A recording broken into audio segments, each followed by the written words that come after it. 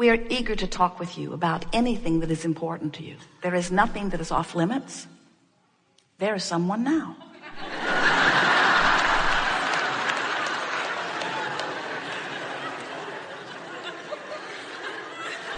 You will notice a perfect unfolding, because you have to know that this meeting has assembled long before you dragged your physical bodies here. In other words, who you are and the larger part of you has already assembled in this vortex of creation, you see. And so we are well aware of who you are and what you're asking for. As people come forth, we will call you one at a time, and we will visit with you about whatever is on your mind. It is our powerful intention to assist you in getting into the proximity of this vortex of creation. Because if you are not somewhere near the solution that you seek, you won't hear our answer, even though it will be brilliant. You have to be in the vibrational vicinity of what you're reaching for, which means in many cases, you have to distract yourself from what's been bothering you. Because do you know, the vibrational frequency of a question and its answer are very different frequencies. The vibrational frequency of a problem and a solution are very different frequencies. And so we want this forum to be an opportunity for you to listen and feel and come into vibrational concert with who you really are, which means we're going to do our best to distract you from the vibrational patterning of what's been holding you apart from who you are. We want you in the vortex. That's where you belong. But we don't ever want to imply that you should just get in there and remain in there. You'd have to croak to do that. You came forth in physical form with the distinct intention of exploring contrast for the purpose of expansion, for the purpose of joyous expansion. Not one of you said, I'll go forth and I'll struggle and strive and I will launch rockets, but I won't go. I'll just stay there in my lackful, mournful, complaining existence. And I'll sacrifice the joy that could be mine for the good of others. Not one of you said that. Every one of you said, I'll go into natural contrast and from it I will choose. And once the choice is made and the larger part of me gives undivided attention to the choice, I will too. And you know what? The most exhilarating thing about that is that everything that you want to call joyous life experience, every bit of it is that closing of that gap. In other words, you out here on the leading edge, you get to explore the contrast and you get to launch the rocket. But then the most wonderful thing happens to you. You get to feel the visceral, tactile, physical thrill of now coming into alignment with your expansion. You get to experience the manifested perfection of every wish or desire or dream that you could ever conjure. But you've got to learn how to become a match to your dreams, which means you got to let go of reality. You got to let go of the reality of the isness of now, because some of it's good and some of it is not the way you want it to be. And you've trained yourself to be so very objective. You weigh the pros and the cons and the pluses and the minuses. You find things, you may not believe this, but you find things in your historical history. You find things in your history that were awful and you make monuments about them. And then you drag your blessed new little ones down the long, awful trail of all of that history. As your children are born, you say, I've been here longer and I know how bad it can be. You're fresh and new and naive, but I see it as my job to change that as quickly as possible. A lot of bad things have happened to me and I've written them all down here. And a lot of bad things that haven't happened to me have happened to other people. I've written them all down too. And so now I will help you guard yourself from all of these unwanted things. And what most humans do not realize is that in every moment of every bit of that, all they are doing is holding themselves apart from the vibrational reality that is full of all of their requests and is sustained by the energy that creates worlds, by that which man calls God, by that which is the source of all that is good, that remains there for you, surrounding everything that you want and the larger part of you, summoning you all day, every day into it, calling you, calling you, calling you. And when you answer that call, when you move in the direction of that, you feel the relief of releasing the resistance. With every particle of resistance that you release, with every bit of movement toward who you really are, you feel yourself blossoming and blooming and becoming that being that you have already become, vibrationally speaking. So when we tell you you are vibrational beings, how does that set with you? Are you all right with that? When we tell you that you are source energy in a physical body, does that sort of kind of make sense to you? When we tell you that you're exploring contrast and that the contrast helps you to choose, do you get that?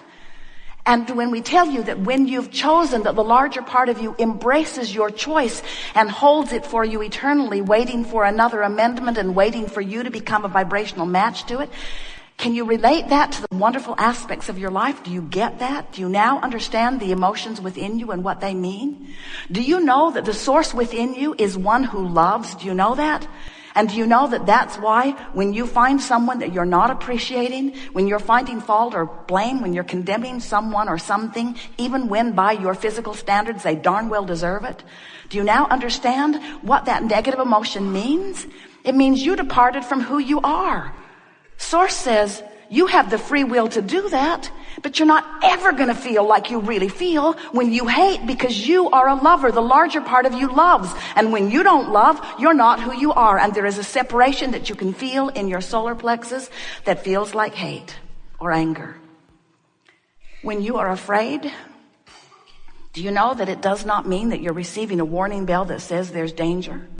Do you know that when you're afraid, what it means is you have thought about something and therefore activated a vibration and therefore established a vibrational pattern of such separation from who you are that that empty, awful feeling that you call fear simply means your thought is not in sync with who you are. You're draining yourself. Draining isn't the right word. You are disallowing the refueling, the refilling of who you really are. So, this gathering, we call it the art of allowing, the art of figuring out how to allow myself in my physical form to be that which the source within me has become as a result of my exposure to this contrast here and now. Do you see how it all fits together? There are no words to convey to you the appreciation that we feel from this non-physical vantage point for the leading edge work that you all are doing.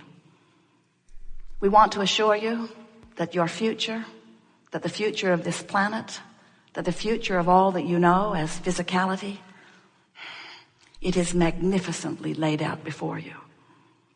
And when you find something to fuss and worry about, the most significance that that has is that for you, right here, right now, you prevent yourself from being the full being that you really are. And here is the most significant thing that you will hear from us this day or ever. That negative emotion that you feel simply means that you are not keeping up with you. You are not keeping up with who you have become as a result of the life that you've been living. So, what do you want to talk about? Some things. So it's rather easy to be here in your physical body and to get yourself vibrationally separated. That's really too strong a word. But pinched off from the fullness of who you really are. Your emotions let you know how you're doing in that regard. Your emotions let you know in every moment that you are consciously aware of the vibrational relationship between the non-physical source energy part of you and the thought that you are thinking right here in this moment. So here is how it works, and we're just briefly going to give this to you. We want this to be something that you significantly understand, and all day long we'll bring you back to this realization, because an acceptance of the reality of the whole that is you is necessary before you can be the joyous, creative being that you have come forth to be. So before you came into this physical body, you were non-physical energy, and a part of that consciousness came forth into the personality that you know as you. So here you are in this body, you that you know as you and you that others know as you. And you are exploring the variety of this leading edge time-space reality, this leading edge, magnificently balanced, contrasting environment where by knowing what you don't want, you can come to clearer preferences about what you do want. And every time that preference is made, whether you speak it out loud or not, much more is happening that is happening on a nonverbal level than at verbal level. Hard to believe as much as you are talking to one another. But much more is happening vibrationally. So this rocket of desire is shooting forth from you all day, every day, rocket after rocket after rocket of what would be better, what would be an improved situation. Not just for you, magnificent humans, genius creators out here on the leading edge, but even the one-celled organisms, even that which is what you call dirt or rock or beast or flower. Everything that is consciousness is having exposure to environment, and everything that is consciousness, which is everything, is sending forth rockets of desire, rockets of improvement. That's why the evolution of all species occurs. So as this rocket of desire goes forth, the non-physical part of you, or the one-celled organism, or the rock, or the flower, or the beast, the non-physical part of you takes that rocket and holds the newly found preference, the newly found place, and holds it as a vibrational marker, waiting for you to vibrationally catch up to it. That's where your emotions come in. When life is giving you the experience of not enough of something you want, not enough money, for example, you're asking for more. In fact, we've been watching you. You're asking and asking and asking and asking and asking and asking and asking. And there is a veritable fortune amassed for you, vibrationally speaking, in what we are calling this vortex of creation. This is a vibrational reality that precedes all things that you call your manifested reality. Sometimes our physical friends are annoyed as we wave arms around and describe this vortex of creation, this vibrational reality. They just say, "Show me the money, Abraham." I want to believe you that airy-fairy stuff is real, but what I really want is the tangible evidence.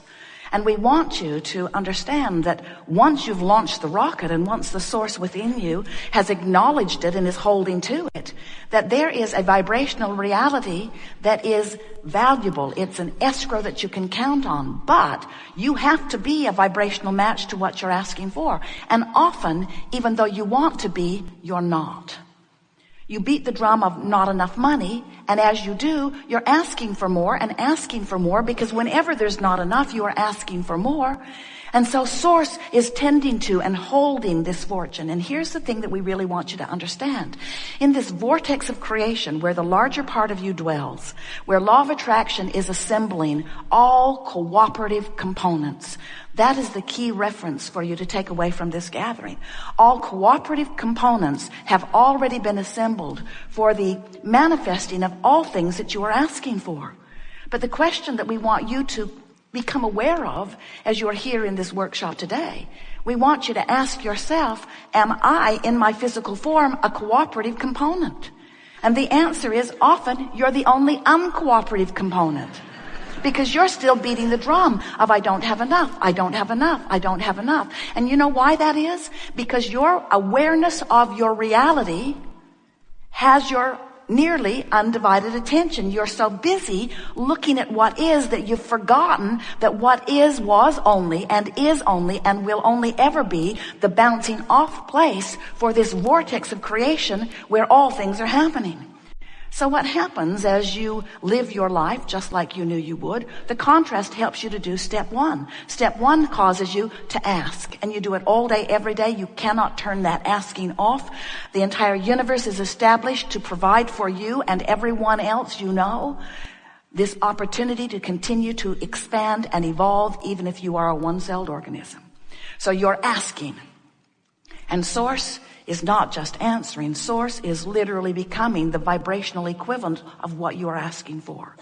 And because the inner being within you, the Source within you, gives undivided attention to the new and improved expansion that you've carved out of your leading edge life experience, when you focus on the opposite of what you have now asked for, let's say it a better way, when you focus upon the opposite of what you have evolved to, Do you get it? Do you get that life caused you to ask and the larger part of you evolved to a new vibrational stance? And when you don't go, you don't feel good. That's what that separation, that's what negative emotion is. That's what the tug of war within you often is.